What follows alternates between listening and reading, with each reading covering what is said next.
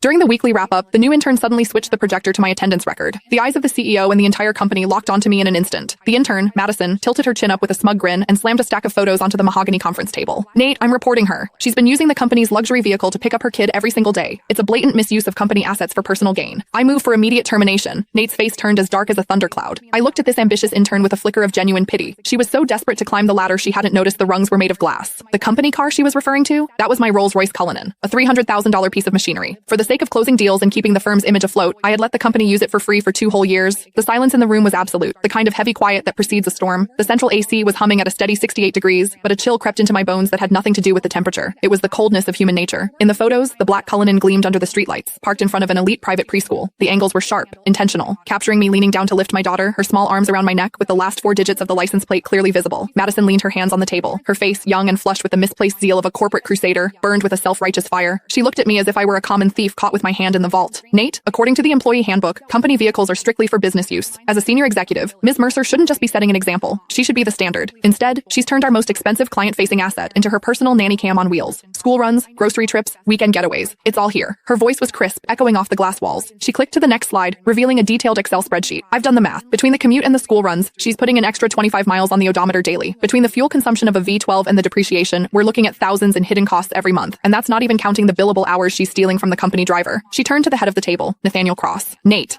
was my college classmate. He was the founder of this firm. In the early days, when he couldn't even cover payroll, I was the one who dipped into my savings to keep the lights on. Later, when we needed to project an image of success to land the big fish, my 5-year-old BMW didn't cut it. Without a second thought, I brought in the Cullinan I'd bought myself as a 35th birthday present, a car I'd owned for less than a month. I told him back then, take it, use it. We need the clients to see we're already in their league. That temporary favor had lasted 2 years. I paid for the gas. I paid the insurance premiums. I covered the maintenance. Sometimes when the driver was overwhelmed, I even drove to JFK myself to pick up VIPs. Everyone in this building knew that car was mine, or at least they should have. But looking at Nate now, there was no defense in his eyes. His brow was furrowed, his fingers drumming rhythmically on the table, a nervous habit he had whenever he was weighing his own interests against someone else's. Diana, Nate finally spoke. His voice was low, coated in a professional coldness that felt like a slap. The evidence Madison provided, is it true? I stared at him, my heart skipping a beat. Is it true? 2 years ago, when he begged me for the car to save face, he said, Diana, I'm so sorry to ask this of you. As soon as we're in the black, I'll buy you a brand new one. 1 year ago, when the cash flow dried up, I used that car as collateral for a bridge loan so he could pay his staff. He told me then, Diana, this car is the company's lifeline. It's your badge of honor. And now, he was asking me if it was true. I scanned the room. George, the sales manager, had used that very car last week to pick up his mother-in-law from the hospital, bragging on Instagram about company perks. Now he kept his head down, intently studying his legal pad. Sarah from HR, who asked for the keys every other month for supplies but really just wanted to cruise with her boyfriend, was looking at me with a sneer as if I were a white-collar criminal. It turns out that in the face of profit, kindness isn't just cheap, it's invisible. What do you think, Nate? I asked. My voice was calmer than I expected. Nate avoided my gaze. The photos speak for themselves. Diana,